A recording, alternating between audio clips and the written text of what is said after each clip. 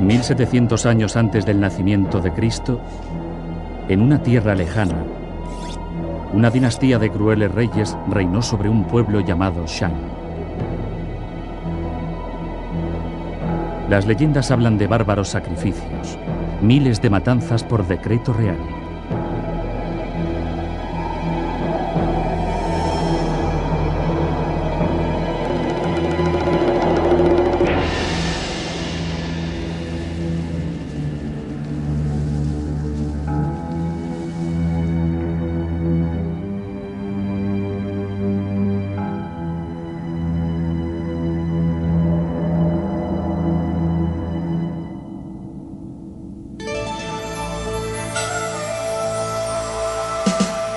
China, las grandes dinastías.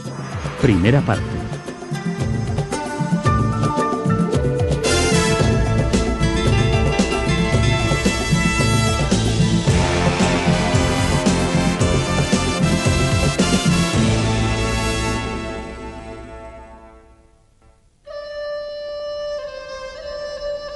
Sin embargo, las despiadadas proezas de los reyes Shang ya no son legendarias. Ahora sabemos que fueron realmente ciertas. La formación de la dinastía Shang es coetánea de los primeros esbozos de civilización occidental. Aquí, aislados en el este, la más remota de las civilizaciones estaba en pleno florecimiento, en una tierra llamada China. La mayoría de los occidentales cree que los comienzos de la cultura china están en la ciudad de Pekín.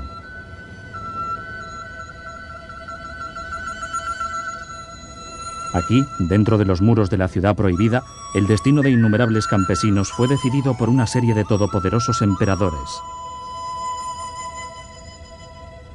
No obstante, para Robert Morochek, miembro de la Universidad de Harvard, los emperadores chinos fueron herederos de una tradición mucho más antigua, una tradición basada en el poder, el sacrificio humano y misteriosos ritos. Las primeras dinastías de la Edad de Bronce en China han sido detalladamente registradas por los textos antiguos de las dinastías Zhou y Han. Aún así, se pensaba que eran legendarias. La dinastía Shang, tenida como leyenda, fue considerada una realidad arqueológica gracias al descubrimiento de huesos de un oráculo y su excavación en la importante capital Shang, cerca de Anyang. La ciudad de Anyang se encuentra a 300 millas al sudoeste de Pekín.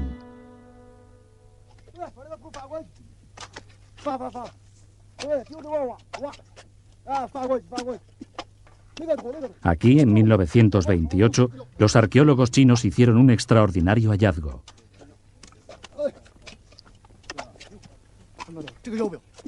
En pleno campo, los trabajadores descubrieron un escondrijo lleno de caparazones de tortuga.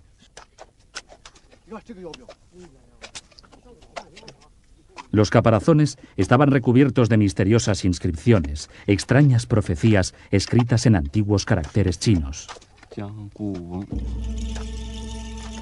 Fue al cabo de varios años de investigación cuando las primeras imágenes sobre la vida de la corte empezaron a conocerse. Hace 4000 años, los sacerdotes reales utilizaban el calor para agrietar los caparazones. Luego, interpretaban las grietas para predecir el resultado de una batalla, el nacimiento de un príncipe o el éxito de una gran cacería. Los caparazones contenían la lista de los reyes Shang. Considerados durante mucho tiempo soberanos tan míticos como el rey Arturo y su corte, formaron de hecho parte de la historia de China. El descubrimiento animó a los chinos a realizar una investigación más a fondo.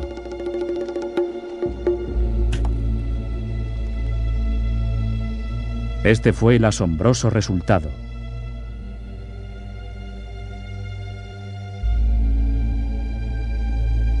En Anyang, los arqueólogos descubrieron una serie de mausoleos reales pertenecientes a los Shang.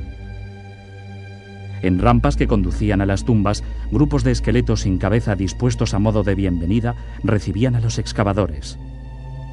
Las calaveras que faltaban se encontraron en unos tenebrosos santuarios decorados con misteriosos dibujos.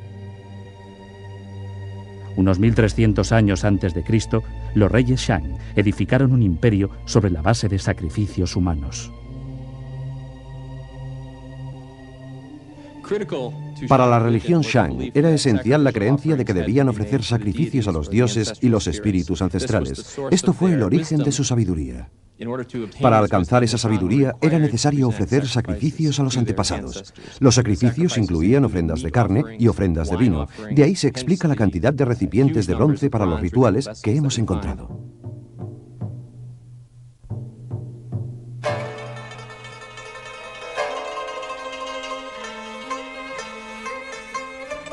Los Shang valoraban mucho más el bronce que el oro. En estos recipientes, los reyes ofrecían tributos a los dioses, ejerciendo el control absoluto sobre la obtención de cada pieza de bronce. Estos objetos constituían el símbolo del derecho divino de los reyes Shang, que años más tarde sería conocido como el mandato del cielo.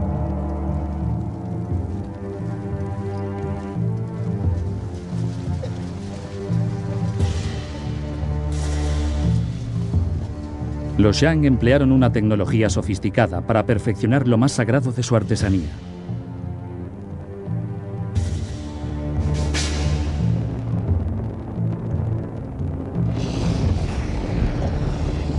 Mientras los artesanos mediterráneos estaban empezando a experimentar con metales, la fundición del bronce en China había alcanzado la categoría de arte.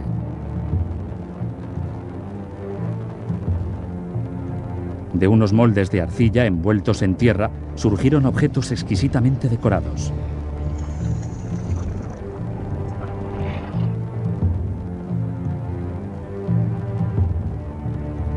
Los bronces de los Shang estaban recubiertos de símbolos de un inquietante terror. Sin embargo, estos poderosos soberanos fueron también capaces de mostrar su intimidad.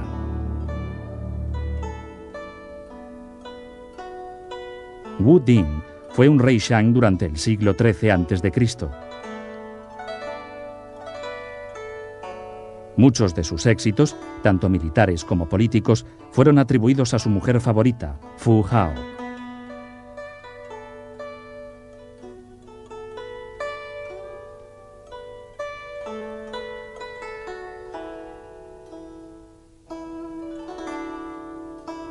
En tiempos de paz, Fu Hao presidió rituales dedicados a los espíritus y a los antepasados reales. En tiempos de guerra, esta extraordinaria mujer fue el general Shang más importante.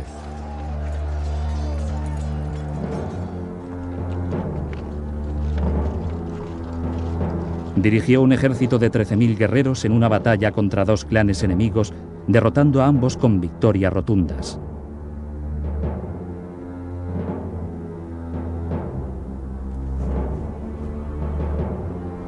Según cuenta la leyenda, cuando murió Fu Hao se le partió el corazón al rey. Lloró a la vista de todos durante su funeral y lamentó su pérdida hasta el final de su vida. Con el tiempo, el reino que habían ayudado a crear también desaparecería. La aristocracia Shang era aficionada a las cacerías y las guerras. Hacia el año 1000 a.C., habían encontrado otra afición más perniciosa, el alcohol elaborado a base de mijo y otros granos. Sabemos por los textos históricos que el último rey fue bastante aficionado a la bebida. De hecho, las descripciones que tenemos cuentan que hasta la caída de su imperio construyó estanques llenos de bebidas alcohólicas y repartía piezas de carne y de venado en los bosques a modo de despensa para organizar fiestas y banquetes cuando le apeteciera. Probablemente, el hecho de que los Shang utilizaran en sus rituales recipientes de bronce con un alto contenido de plomo tuvo efectos patológicos que disminuyeron su capacidad para gobernar. Las inscripciones grabadas en los caparazones agrietados por medio del calor dieron nuevas pistas acerca de la vida de los reyes Shang en Anyang. Sus reyes eran despiadados.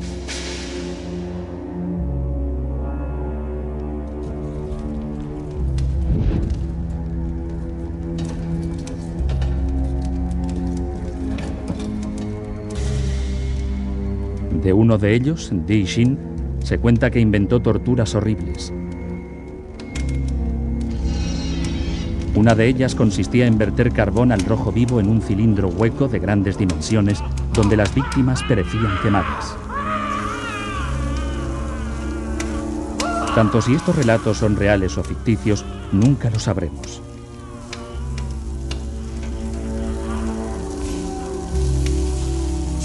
Pero lo que sí sabemos es que Di Xin no fue el único que pretendió formar una dinastía.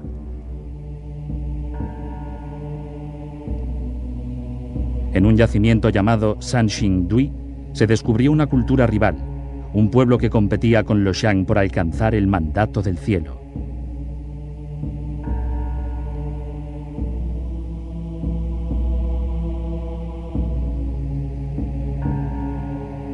Estas máscaras de Sanxingdui se encontraron hechas añicos, formaban parte de un misterioso ritual.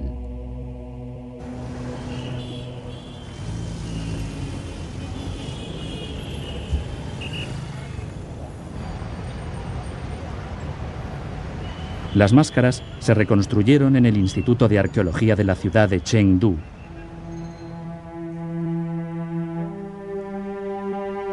Más de 5.000 fragmentos fueron reagrupados a fin de restaurar este bronce colosal de unos 3 metros de altura.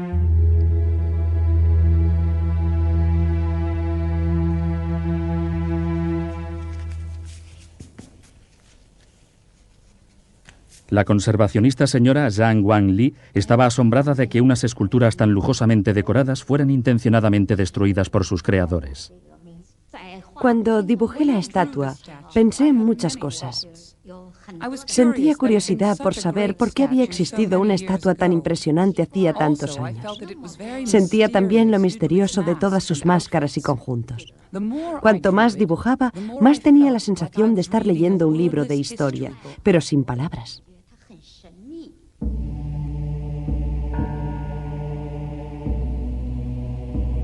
Estas obras maestras, que habían sido hechas pedazos, parecían ser la prueba de un enfoque más sobrio del poder real.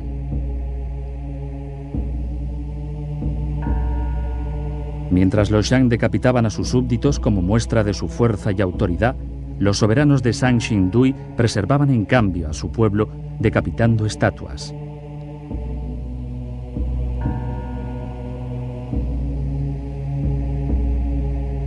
No obstante, estos reyes, lo bastante ricos como para encargar bronces tan extravagantes, fueron también capaces de reunir ejércitos formidables. Culturas como la de Sanxingdui pudieron debilitar a los Shang y de este modo se estaba preparando el surgimiento de una nueva dinastía, un pueblo llamado los Zhou. 1000 años antes de Cristo, 300 antes de la fundación de Roma, la cultura Zhou florecía. Establecieron su imperio desde una capital cercana a la actual ciudad de Xi'an.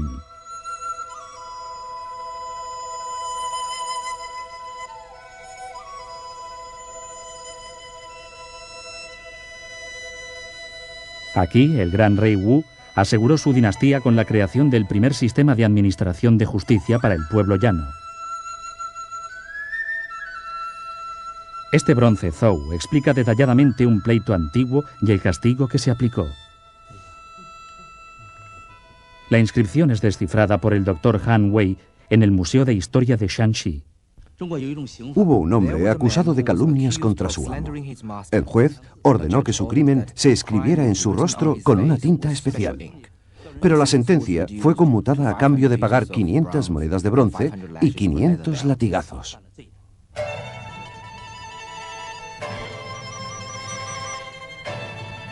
Los reyes Zhou crearon un sistema feudal basado en las enseñanzas de Confucio. El rey era estimado como un patriarca que confiaba grandes extensiones de tierra a sus parientes. Pronto, estos nobles reunieron ejércitos en sus propias tierras y empezó la lucha por formar otra dinastía.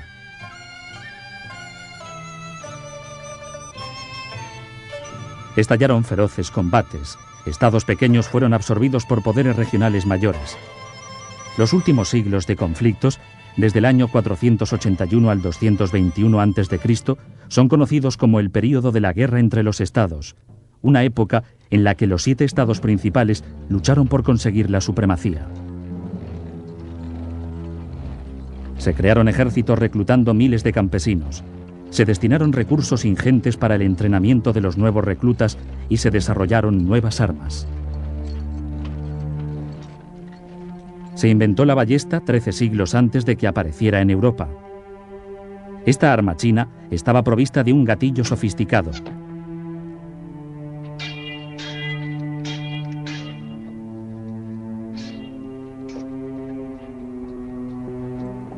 Los Zhou confiaban en la espada como arma de combate en el cuerpo a cuerpo.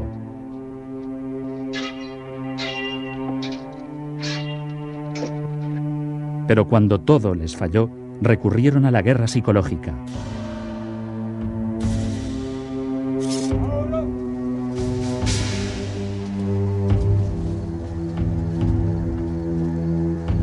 En el año 496 a.C., un general Zhou, incapaz de romper el frente, decidió enviar convictos a la batalla. Tenían una sencilla opción: o suicidarse o sufrir un destino peor si se negaban a hacerlo. Mientras las tropas enemigas se mantenían en posición de combate, una hilera siniestra de presidiarios se acercaba. Mientras los soldados miraban asombrados, los convictos se suicidaron.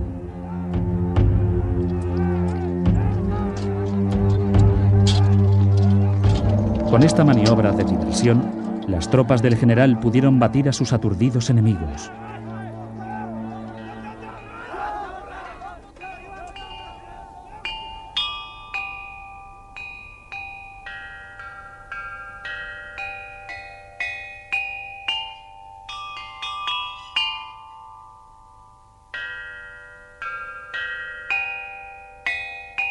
La época de luchas entre estados fue un período de destrucción y a la vez de inspirada creatividad.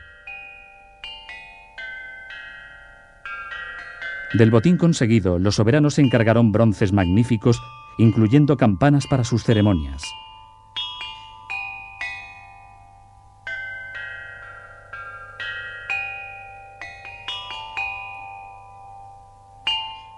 Las piezas de jade estaban muy solicitadas y simbolizaban el poder y la soberanía de las clases nobles.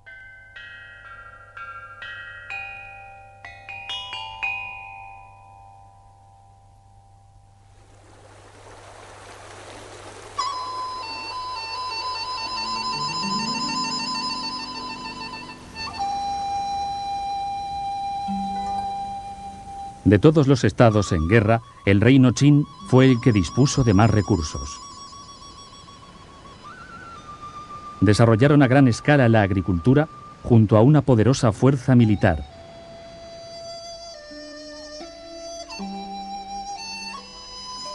$250 años antes de Cristo, el corazón de la China central fue transformado con una red de canales, vías fluviales y nuevas esclusas.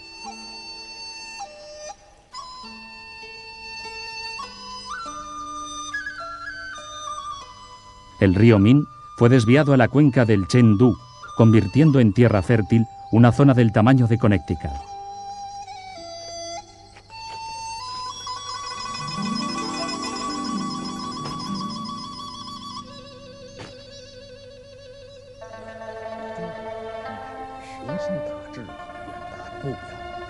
Los jefes Qin pudieron mantener a la creciente población civil, además de alimentar su maquinaria militar.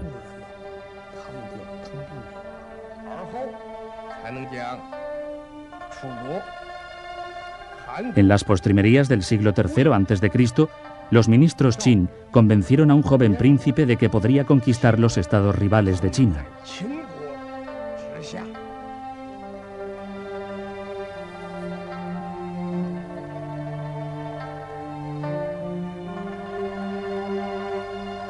El príncipe siguió sus consejos y se convirtió en el soberano más poderoso de la tierra, hijo del cielo, primer emperador de China, dueño de todo bajo el cielo. Qin Shi Huang Di.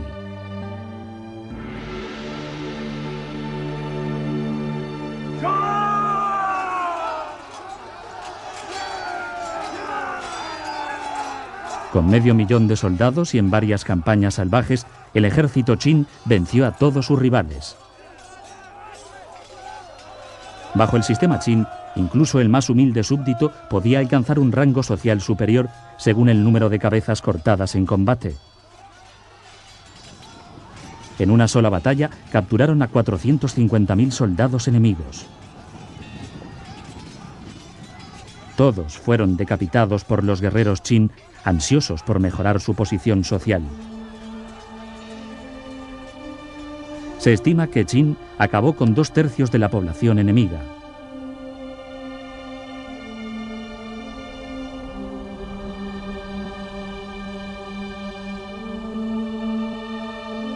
El primer emperador consiguió hacer lo que ningún otro había conseguido antes: unificar China. Pero la lucha por conservarla unida apenas había empezado.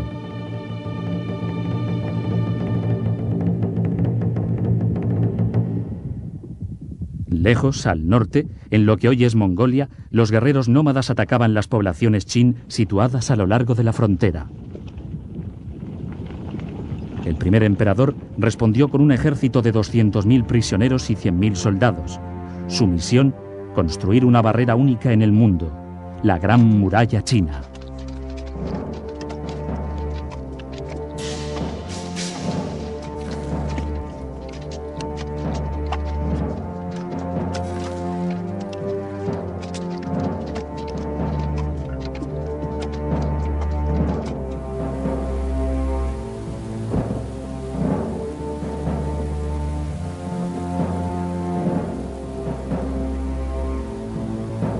A lo largo de los siguientes 10 años, miles de hombres perecieron de frío y agotamiento.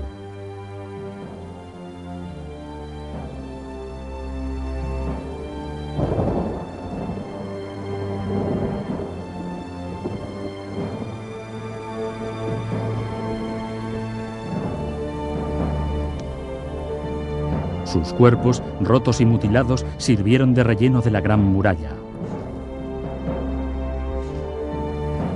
Su única lápida, el muro que les costó la vida. Si el rey tenía algún proyecto importante, podía obligar a sus súbditos a ausentarse durante años, separándoles de sus familias y obligándoles a trabajar en condiciones terribles, como por ejemplo en la Gran Muralla, donde no solo había que enfrentarse a la intemperie, sino también a los posibles ataques enemigos. En muchas ocasiones, los que habían participado en la construcción de la muralla eran condenados a muerte, para que los secretos de la construcción no fueran revelados. Los relatos antiguos cuentan la historia del viaje de Meng Jiannu en busca de su marido, un trabajador en la Gran Muralla. Incapaz de encontrarlo y vencida por el dolor, Meng se echó a llorar. La leyenda cuenta que sus lágrimas fueron tan amargas que el muro se abrió para entregarle el cuerpo de su amado.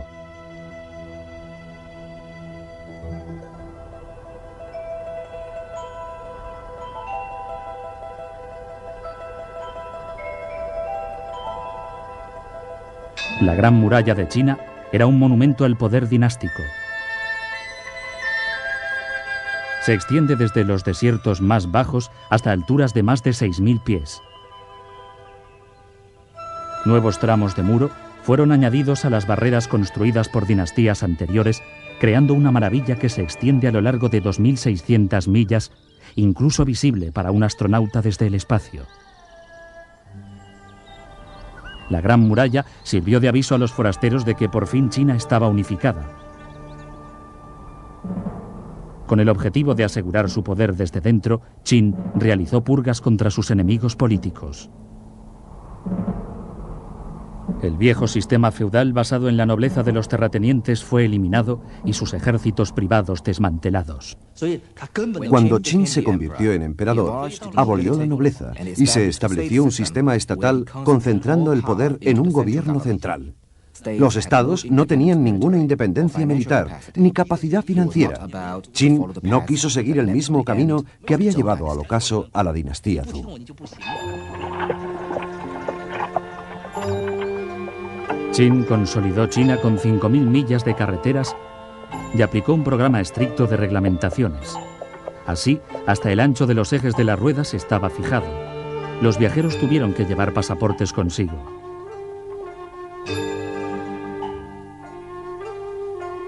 Los estados rivales pusieron en circulación monedas de todas las formas y tamaños. Con la imposición de una moneda única, Qin creó un sistema monetario nacional.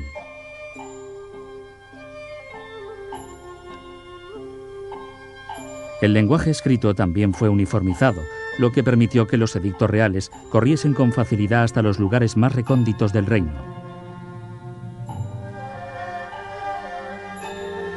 Pero el lenguaje también fue el medio para expresar ideas y opiniones. En sus escritos, incluso los eruditos y los historiadores de la corte empezaron a denunciar las nuevas ideas de Qin como una peligrosa rotura con el pasado.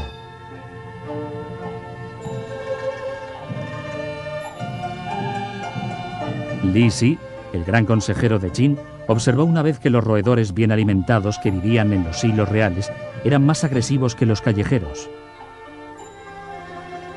Más tarde, se preguntaría si demasiados conocimientos podrían alimentar una rebelión. Semejantes pensamientos provocaron una decisión despiadada. Por orden de Li Si, 460 eruditos de la corte fueron enterrados vivos.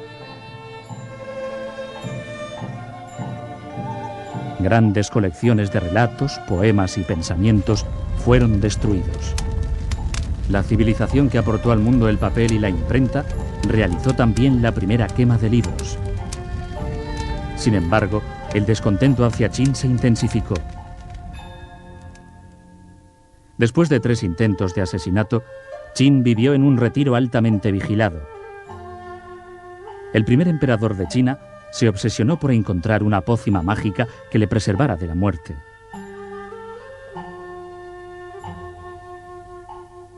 Un brebaje que esperaba le hiciera inmortal, conseguir lo que sus enemigos no habían logrado.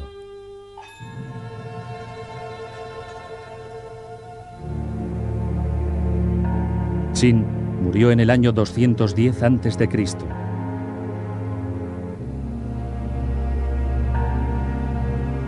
El primer emperador de China fue enterrado en el más fastuoso mausoleo que hasta entonces se había visto en su país. Mucho antes de su muerte, más de 700.000 convictos habían empezado su construcción.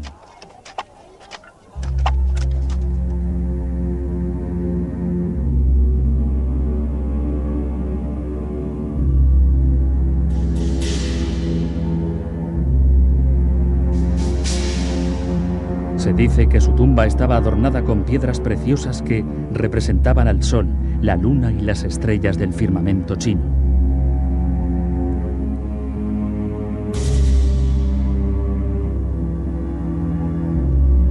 La sala central de la tumba, protegida por un sistema de trampas que activaban disparos de ballestas, estaba decorada con maquetas de ciudades y de ríos llenos de mercurio que fluían hasta un océano en miniatura. A fin de preservar el lugar de la tumba, todos los que conocían su ubicación y secretos fueron encerrados en ella.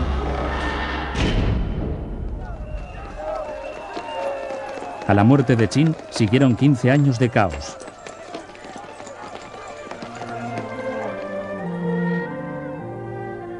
En el año 206 a.C. llegó al poder la dinastía Han. En su esplendor, durante el primer siglo a.C., la dinastía Han era comparable al Imperio Romano en lo que al poder se refiere.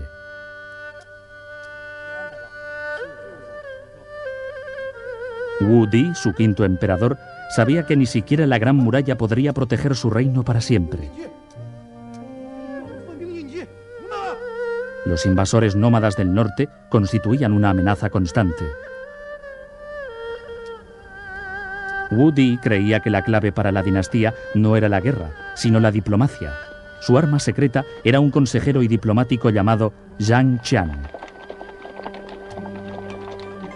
Wu Di envió a Zhang Qian al norte en una misión de paz, con una serie de tratados hábilmente redactados, con la finalidad de enfrentar a sus enemigos entre sí.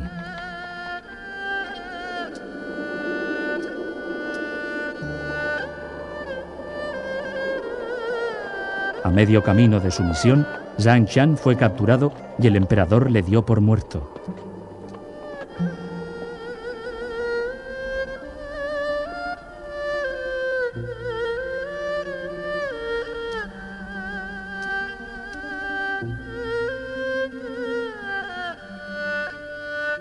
10 años más tarde, apareció un viejo en la corte de Wu Di.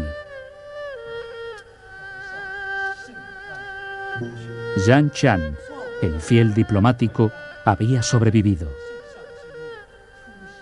El valiente servidor relató su odisea de 10 años, incluyendo un extraordinario descubrimiento que había hecho en sus viajes. Zhang Qian había escapado de sus captores huyendo hacia el oeste hasta lo que hoy es Afganistán. Allí, sorprendentemente, encontró productos chinos en todos los mercados. Los comerciantes estaban llevando productos chinos hasta los confines del mundo conocido. La más preciada de las mercancías, una tela conocida como la seda.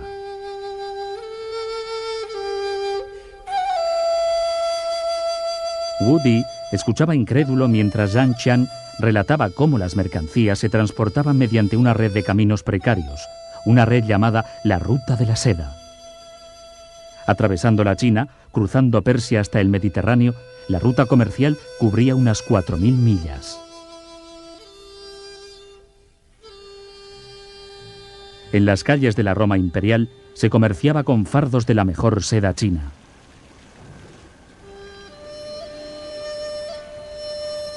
De hecho, los romanos compraban esta tela en tal cantidad que el emperador Tiberio tuvo que imponer un límite a la importación de prendas de seda.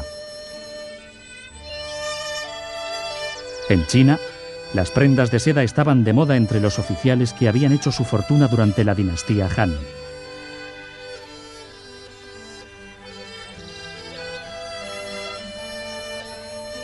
Las claves del estilo de vida de los soberanos Han se revelaron en la ciudad de Changsha, al sudoeste de China.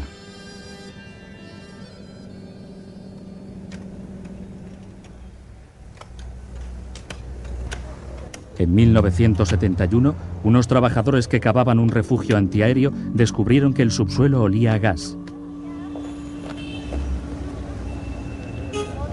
Aquel día cambió la vida del doctor Xiong Chuan-xin, director del Museo Provincial de Changsha. Cuando algunos obreros pararon para fumar un cigarrillo, el túnel empezó a exhalar un humo azulado. Los trabajadores pensaron que el humo que se les acercaba provenía de fantasmas. Nos dimos cuenta de que el gas era orgánico y que surgía de una tumba de madera muy bien conservada. Xiong dirigió una laboriosa excavación y descubrió 3 ataúdes enormes hechos de planchas de madera maciza. Estos ataúdes fueron utilizados por los antiguos nobles. Sus formas eran enormes. La madera no fue cortada por una sierra, sino troceada. Los ataúdes habían estado enterrados durante más de 2000 años. Solo los nobles podían utilizarlos. Se encontraron también muchos otros objetos dentro de los ataúdes. Las tumbas estaban protegidas de la intemperie por un grueso revestimiento de arcilla y 5 toneladas de carbón absorbente. Dentro estaban los restos del primer ministro de Changsha, su familia, así como una deslumbrante colección de lujosos objetos. Mientras que la tumba del emperador Qin, adornada con joyas, sigue siendo una leyenda, la riqueza descubierta en Changsha es real.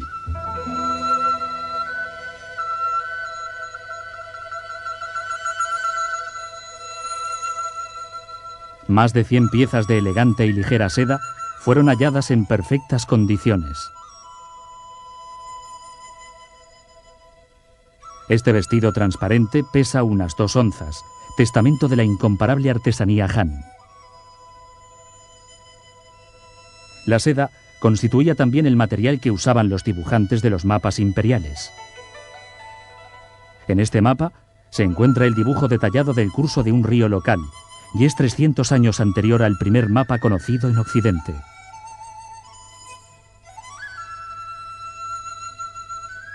Las más maravillosas sedas pertenecían a la mujer de Qin, el primer ministro.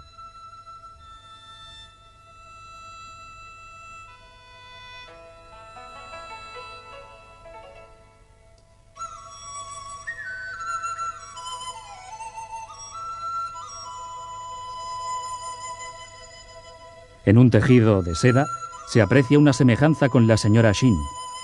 Se trata del retrato de una anciana enfermiza y ojerosa apoyada sobre un bastón. Los investigadores saben ahora que aunque la vida de los emperadores era muy opulenta, sin embargo no era sana. Los restos encontrados en la tumba revelan que su dieta era muy rica en grasas, carnes y mariscos.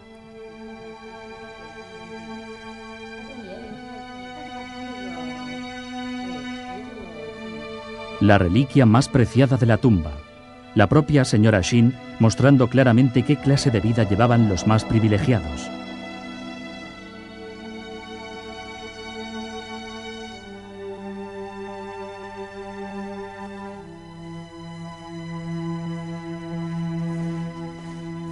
Enterrada durante 21 siglos, su cuerpo mostraba muy pocos signos de descomposición.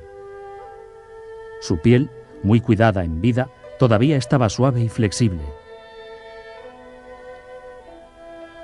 Los investigadores podían ahora reproducir un primer perfil médico moderno de la clase gobernante Han. Los pulmones de la señora Shin tenían señales de haber padecido tuberculosis. Además, se encontraron en su cuerpo parásitos intestinales y una vértebra lesionada, lo que explica la existencia del bastón.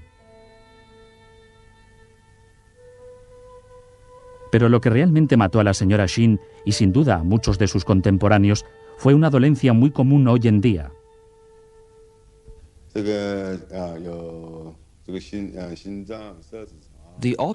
En la autopsia de la señora Shin se examinó su corazón, los intestinos, los órganos reproductores y el sistema urinario. El resultado reveló que padecía una enfermedad coronaria y murió de un infarto a los 50 años aproximadamente.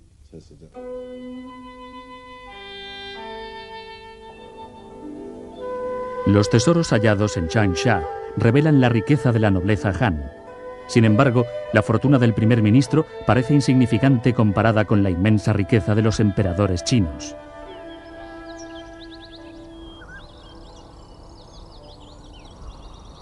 Para entender la magnitud de su poder y riqueza, debemos volver a la época del primer y más grande gobernante chino, el emperador Qin.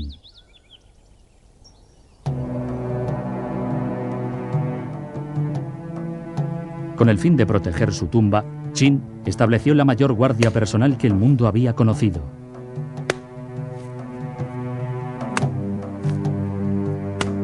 Aunque nadie sabe a ciencia cierta cuántos artesanos trabajaron en la realización de esta asombrosa empresa, se calcula que fueron miles. El inconmensurable esfuerzo, la dedicación sobrehumana en los detalles, la magnitud del trabajo en sí son únicos en la historia de la humanidad.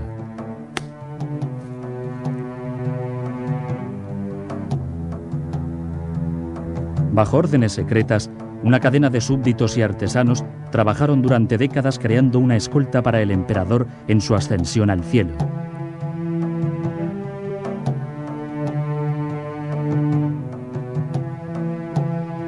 En esencia, Qin copió su ejército, convirtiendo a los soldados en figuras de arcilla. Los guerreros posaban como modelos para las figuras de terracota o bien morían.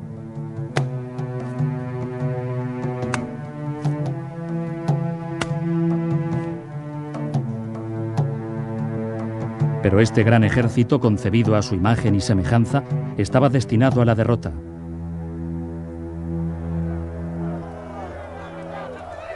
Durante el caos que siguió a la muerte de Qin, la tumba subterránea de los guerreros de terracota fue descubierta por una muchedumbre exaltada y fue arrasada.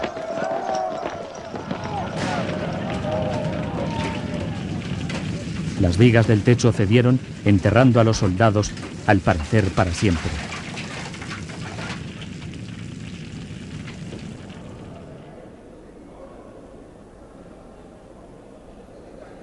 Durante 2 milenios, el gran ejército de Qin permaneció perdido hasta 1974, cuando el mundo quedó asombrado con su descubrimiento.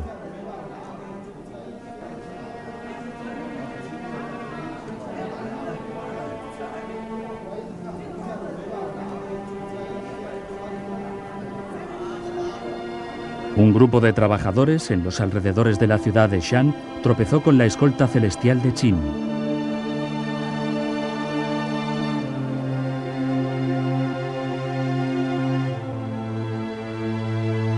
Estas estatuas, en la zona llamada Fosa 1, son solo una pequeña fracción del ejército de terracota.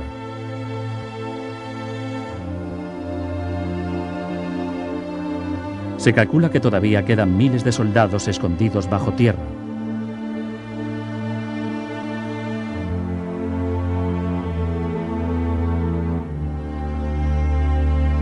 Liberados de su enterramiento, las legiones de Qin cautivaron la imaginación del resto del mundo.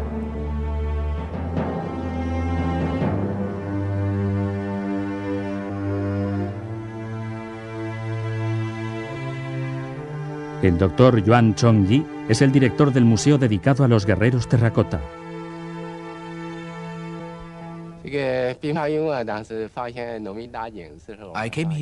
Vine aquí tan pronto como los campesinos que estaban cavando un pozo encontraron a los guerreros terracota. Cuanto más excavábamos, más cosas surgían.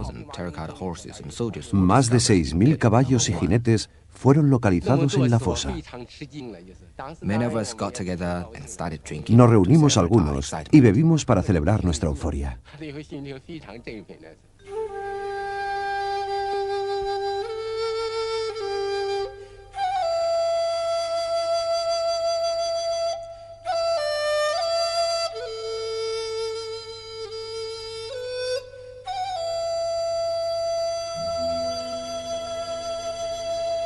Los vándalos del pasado habían hecho añicos las figuras de los guerreros, y como cada una era única, se hace muy dura la restauración.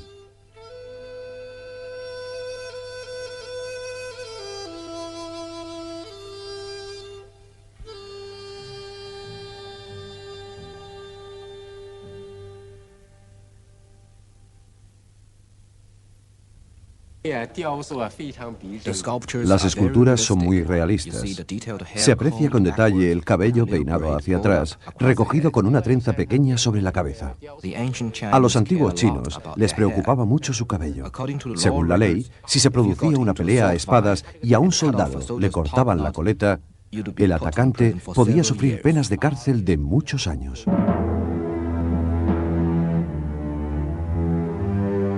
Mientras que el Imperio Romano se contentaba con un ejército de 100.000 hombres, el ejército de Qin estuvo formado por uno 6 veces mayor. Las réplicas de los guerreros de Shan muestran el aspecto que adoptaban las tropas de Qin en combate. Las estatuas fueron enterradas en formación de combate, dando a los investigadores una visión de cómo era una dinastía en marcha. La fosa de terracota está ordenada en forma rectangular. La primera fila está dispuesta según el orden de batalla. Luego, el grueso del ejército está formado por 38 columnas. Hay una columna de guardia a cada lado y otra más en la retaguardia, mirando hacia atrás.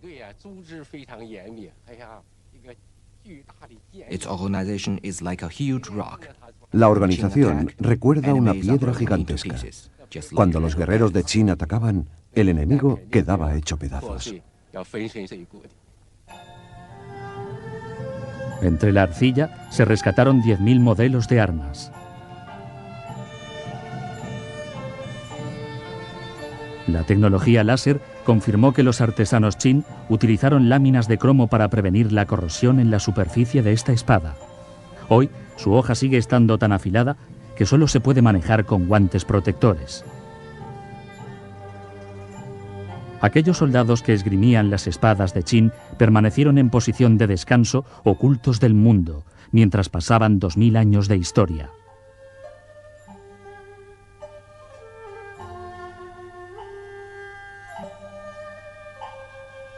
Hubo más de 200 emperadores posteriores a Qin que gobernaron hasta principios del siglo XX. Hoy son considerados como la gran paradoja de la China, una tierra donde en los ciclos de caos nacieron maravillas y creaciones que enriquecieron al mundo.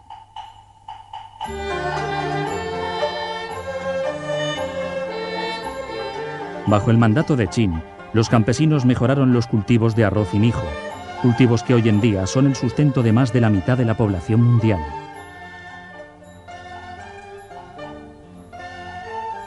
Durante la época de la Guerra de los Estados, los buscadores de jade recorrieron los parajes más desérticos guiados por el primer y primitivo compás del mundo. Sin el compás, sin el invento del papel y la imprenta, sin su esmero en la obtención de mapas y el invento del timón, el descubrimiento del nuevo mundo a cargo de los europeos hubiera sido imposible.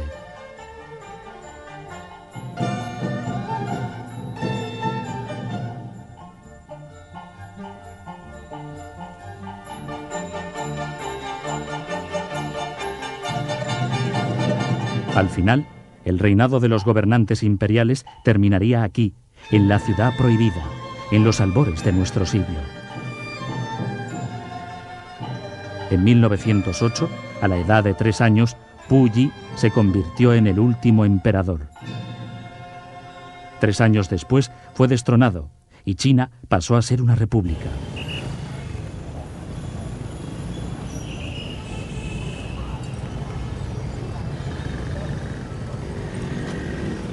Para algunos, la tradición de los poderosos líderes todavía no ha terminado realmente,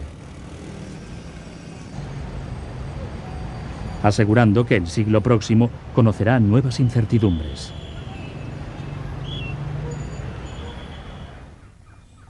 Pero con las prisas por predecir el futuro, no debemos relegar el pasado como guía a seguir. Las Chinas, antigua y moderna, son inseparables. A lo largo de 4000 años, mientras otras civilizaciones han desaparecido, la civilización china ha continuado adaptándose para sobrevivir. A pesar de innumerables guerras y un siglo de revolución, las esencias permanecen.